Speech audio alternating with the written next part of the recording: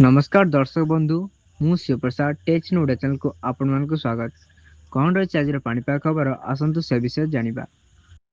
आज अपराह्न और संध्या समय उत्तर और उपकूल ओडिशार किछि जिल्लार पाग हठात परिवर्तन हेबार संभावना रही।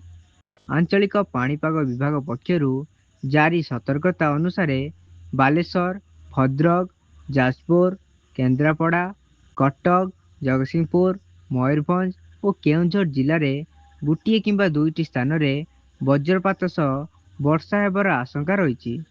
ଏହା ସହ ବିଜୁଳି ଘଡ଼ଘଡ଼ି ଏବଂ ଘଣ୍ଟା ପ୍ରତି 30 ରୁ 40 କିଲୋମିଟର ବେଗରେ ଝଟକା ପବନ ବହିବାର ସମ୍ଭାବନା ରହିଛି।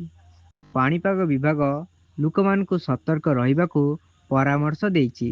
ବିଶେଷ କରି ବଜ୍ରପାତ ସମୟରେ ଗଛ ତଳେ ନ ରହିବା, ଖୋଲା ସ୍ଥାନରୁ ଦୂର ରହିବା ପାଇଁ ସୁରକ୍ଷିତ ସ୍ଥାନକୁ ଯିବା ପାଇଁ କୁହାଯାଇଛି।